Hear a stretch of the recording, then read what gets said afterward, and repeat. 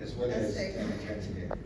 Yeah, I'll pick back on what you said, that in Africa there's a lot of opportunities still remaining, especially in your residential market. Mixed-use estates. In Tanzania right now, it's booming. Zanzibar is on steroids because they have now opened up for international investors to be able to invest in special economic zones and be able to develop for residential, for internationals, and they get titles. And with that, they get up to 4 family members get a residence permit for 2 years renewable as long as you have invested more than 100,000. So minimum threshold is 100,000. In the mainland, we're seeing a lot of industrial boom, and that's because we have rehabilitated our port, main port in Dar es Salaam. There's another project coming up in Bagamoyo where they're going to do a new port.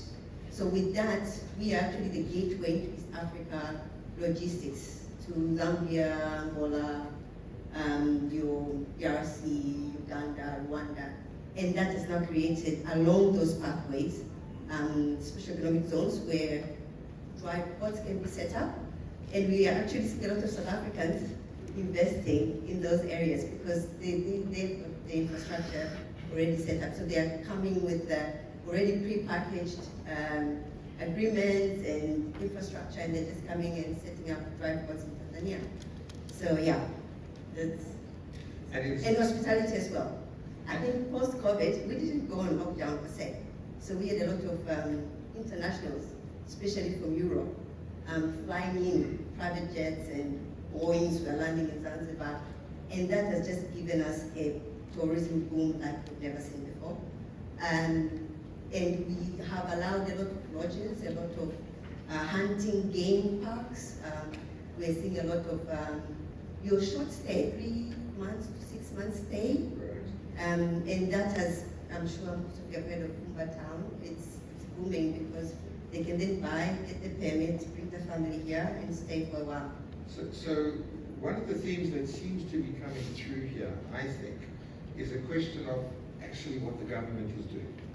Because the government can either sit on its heels and be, not on purpose, but obstructive, or they can open the door, put on their roller skates and say, right, how are we going to actually do things? And in Tanzania, it sounds like they've opened it up, they've allowed foreigners to buy, they're giving them visas. Nombasa, I assume that the same can be said of Dubai. And when you look at that, you see the growth and you can see the investment in the real estate markets.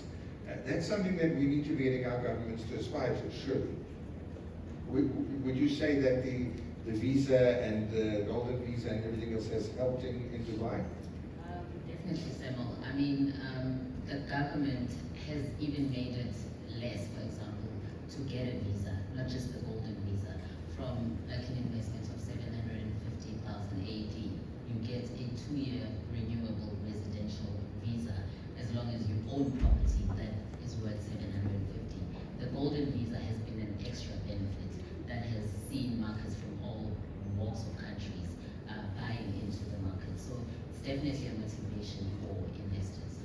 Okay, well, I'm going to put it to this forum. What do we do as a forum to actually lobby our governments to be able to actually open up and to give a creative way to be able to have a day similar to this in terms of inviting and discussing and putting it on the table, because clearly through dialogue, I don't think the governments particularly want to stay with their shoelaces tied. I think they do want to put on their rolling skates and want to get going. But often they don't know how. They're concerned about private sector coming in and telling them what to do because they may not look good or they might take the bad advice.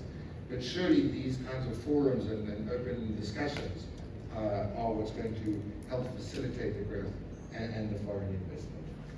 Okay.